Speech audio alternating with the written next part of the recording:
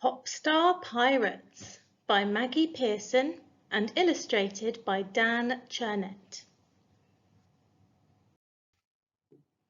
Chapter 1. The Three Runaways.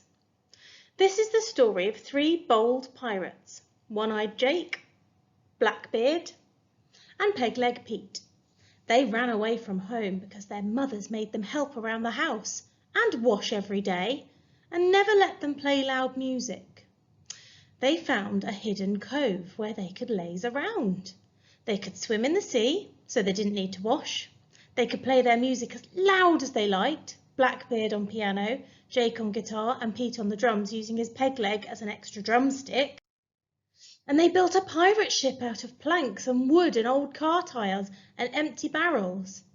Every night they dreamed of sailing the seven seas and having adventures and stealing boatloads of treasure. But every day they lazed around and swam in the sea and played their music. People could hear them from far away, but no one knew where the music was coming from. No one discovered their secret hideout until one day a little boat rowed into their cove.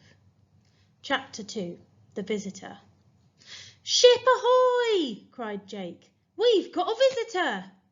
"That's nice," said Pete. "This is our secret hideout," said Blackbeard. "We don't want visitors." "We could just say hello," said Pete. "And then ask them nicely to go away," said Jake. "But we're pirates," cried Blackbeard. "Say it with me." "We're pirates," the other two mumbled. "Pirates don't ask nicely. We have to scare them away." "But what if we can't scare them?" "Then we fight them." Blackbeard jumped aboard the pirate ship. "Hoist the Jolly Roger! All hands on deck! Prepare for battle! Cast off!" But the pirate ship preferred to wallow in the shallow water, its bottom resting on the warm, soft sand. "Push!" yelled Blackbeard. "We are pushing," puffed Pete. "Push harder!" shouted Blackbeard. "Well, why don't you come down and push?" suggested Jake. The three of them managed to push the pirate ship off the sand. Then they jumped aboard and started paddling. With two pirates paddling on one side and only one on the other, the ship kept going round in circles. The little boat bobbed up and down as if it was laughing at them. "I don't think this is going to work," said Jake. "We're not going to scare them away." "Then we'll have to attack," said Blackbeard. "As soon as we come alongside them, I'll give the word." "What word?" said Jake. "Jump," said Blackbeard. "Here we go. On three. 1, 2, 3. Jump!" Together they jumped into the little boat, which began to rock. "Sit down," said Bonnie Ann. The pirates sat. "Welcome aboard," said Bonnie Ann. "Are you pirates?" "We are," said Blackbeard, "and this is our cove, our secret hideout." "Does that mean you want me to go?" Yes," he said timidly. "All right, then I'll go, just as soon as you get off my boat," said Bonnie Ann. "All right then," said Blackbeard. "We're going now." But while they were talking, the pirates' ship had drifted away and was heading for the open sea. "It looks like you'll have to swim," said Bonnie Ann. "Or you can join my crew if you want. I've always wanted to be a pirate captain." Now, there were 4 bold pirates, lazing all day on their sandy beach, swimming in the sea, and playing loud music. Jake on guitar, Blackbeard on piano, Pete on drums, and Bonnie Ann singing very loudly. She knew all the pirate songs like 15 Men on a Dead Man's Chest, Blow the Man Down, and A Life on the Ocean Wave. She could even dance the sailor's hornpipe. The boys played while Bonnie Ann danced. She didn't just dance, she jigged, she twirled and tapped, she hopped and skipped and jumped so high it was like she was flying. "She's amazing," said Pete. "Fantastic," said Jake. Blackbeard said nothing. He was too busy trying to keep up on piano. Chapter 3. Pirate Boot Camp. "You're not real pirates," said Bonnie Ann one day. We are real pirates, said Blackbeard. You're not. We are. Real pirates don't lay around all day, said Bonnie Ann. Real pirates have adventures. They sail the seven seas and fight battles and steal treasure. Real pirates have to be fit. We are fit, said Blackbeard. Show me, said Bonnie Ann. Let's see what you can do. Why don't we try running? Race you to the top of the cliff. Bonnie Ann won easily, partly because she got to the path first, so it was kind of like racing up a ladder, but mostly it was because the other pirates were tired out. Every day after that, Bonnie Ann turned up with more exercises for them to do. She made them run up the cliff path carrying heavy rocks, pretending they were cannonballs to load the cannon up on deck. We haven't got a cannon, said Pete. And the boat's only got one deck, said Jake. We can pretend, said Bonnie Ann. She made them swing on a rope across a crocodile pool. There weren't really any crocodiles, but the pool was very muddy. They spent hours hacking a path through the jungle, which turned out to be mostly prickly plants and bushes. We won't always be attacking from the sea, said Bonnie Ann. One morning they found a whole obstacle course set up. Where did she get that from? Said Jake. Search me, said Pete. She's Bonnie Ann, sighed Blackbeard. What Bonnie Ann wants, Bonnie Ann gets, said Jake. I'm fed up with being a pirate, grumbled Pete, who had gotten his peg leg stuck in the climbing net. I'm fed up with Bonnie Ann, mumbled one-eyed Jake, who was trapped under the tarpaulin. She's tougher than my mum, sighed Blackbeard. But the next day, Bonnie Ann turned up with a treasure map. Maybe things weren't so bad after all. X marks the spot, she said. Off you go, have fun. Treasure? Said Pete. Real treasure, said Jake. What are we waiting for? Cried Blackbeard. Let's go!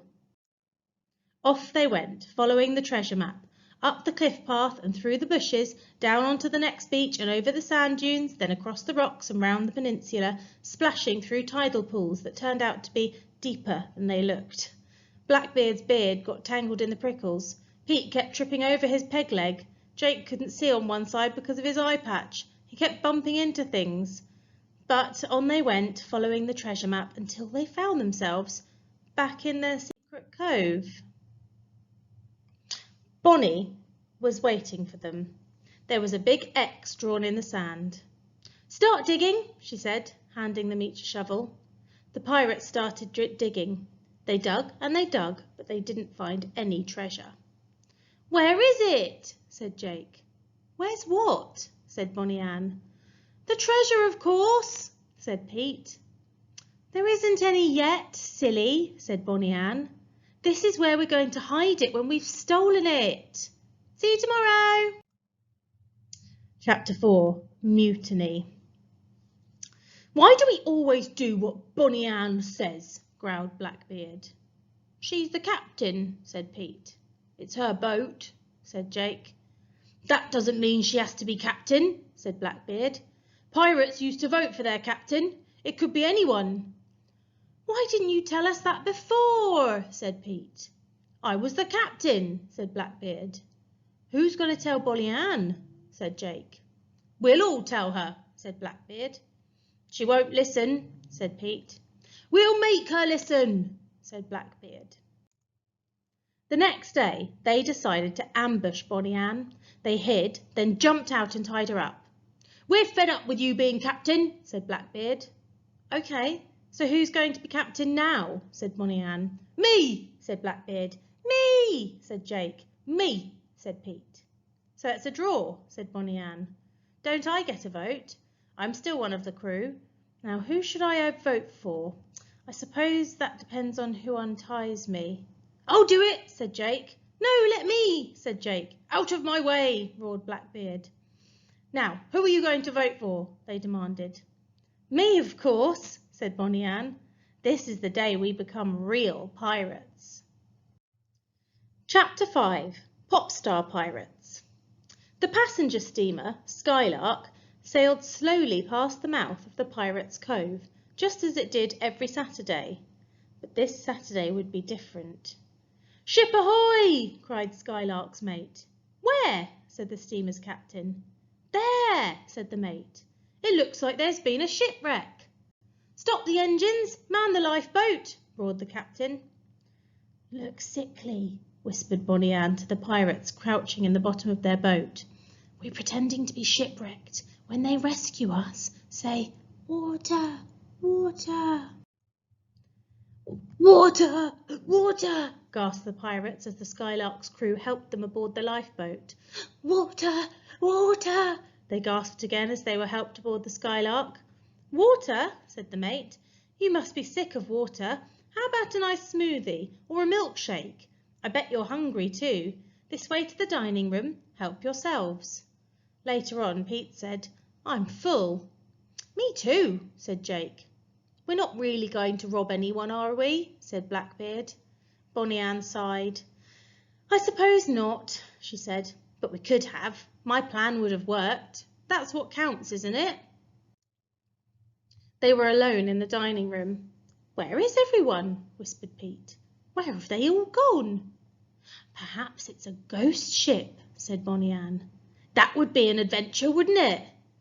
"I can hear music," said Blackbeard. "Do ghosts play music?" "There's only one way to find out," said Bonnie Ann. "Let's go and see." The soft music swept through the ship, upstairs and downstairs, whispering around corners. The pirates followed the sound, tiptoeing just in case it did turn out to be ghosts, until they came to a door marked Ballroom.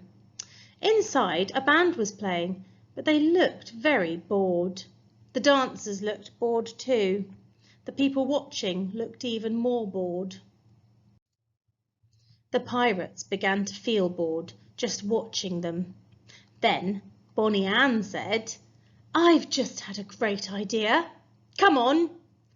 "We'd better go with her," sighed Blackbeard. "She's still the captain."